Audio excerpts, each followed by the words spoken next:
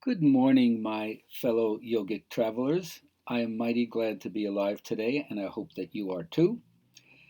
This week, we're continuing with our Dharma tributaries by going into the Jewish stories. So, of course, this is closer to my background, although I would say we were definitely what we call assimilated Jewish family.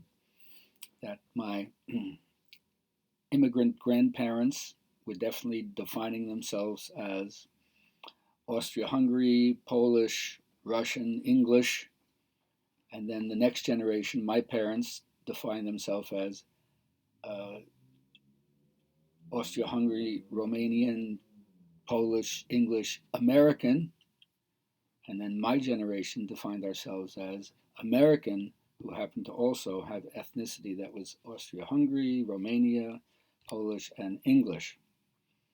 So first, I want to say that to awaken joy, recognize the joy that the opportunity provides us to practice yoga and share these things with each other.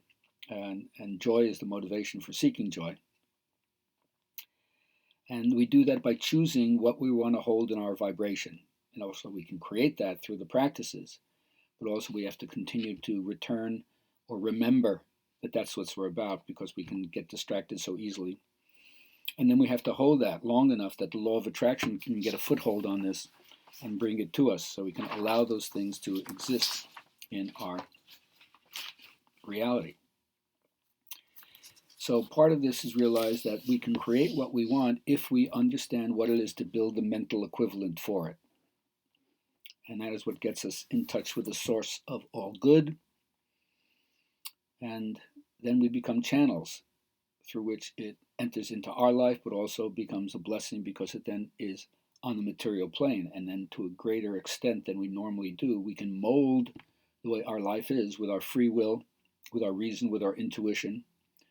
And if we're really true to the idea that we have dominion over all things, we really ought to steward the power on behalf of everybody and not use the power in some way to usurp control and lord it over other people.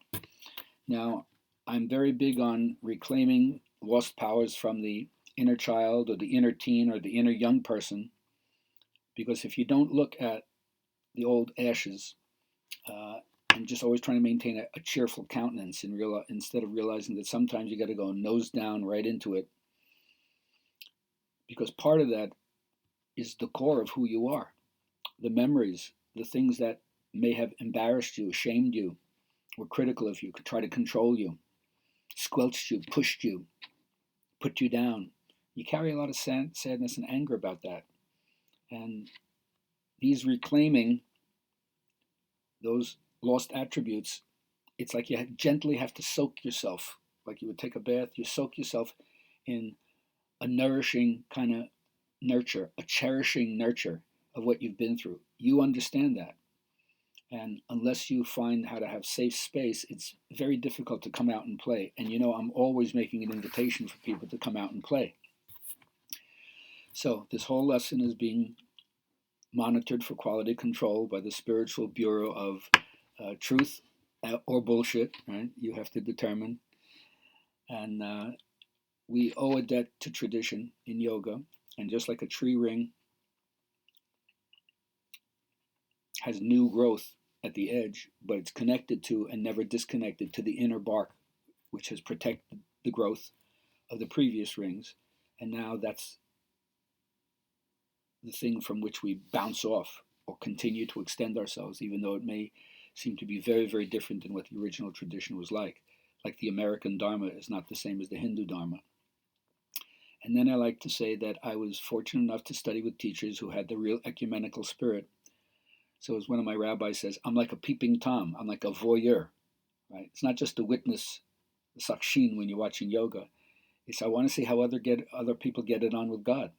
I want to see other people's ways to spirit, since every way is going to be different than my way, but it's also going to be a way that can give me an insight to domesticate intuition. And I like to start with the stories because there's one story that tells you about stories.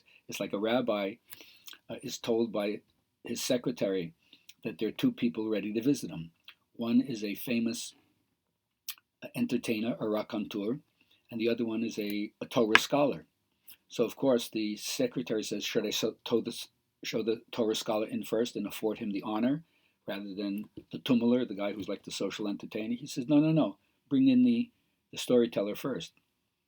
And then he sees him, and then he sees the Torah scholar. And at the end, the secretary doesn't know. He says, I don't understand. How come you gave preference? You gave the first interview to the storyteller. You would think that you would give all the honor to the rabbinic scholar. He says, no, but you don't understand. See, in the beginning, the Torah wasn't given. In the beginning, all you had were the stories of Genesis, the stories of Abraham and Sarah, how he came to out of his country to a new land. You understand? And God is the greatest storyteller that there is. So the stories come first, and then the law was given at Sinai. So that's why I honored the storyteller first, and then the rabbi second.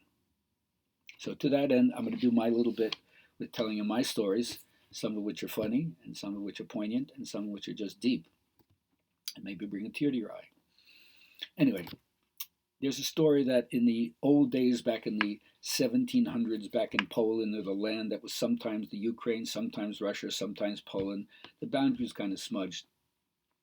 And ethnic cleansing, right, or genocide of different people was not unknown to them. In fact, there was a word for it. It was called a pogrom.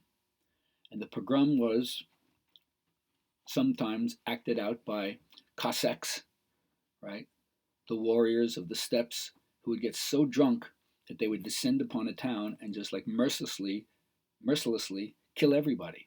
And that sometimes they'd be so drunk they couldn't even tell the difference between the Christians and the Jews, who were their real target. Anyway, in this one small town, they heard that the pogrom was coming their way. So the Christians in the town were afraid for their lives because they knew that sometimes there was no discrimination between the Jews and the non-Jews.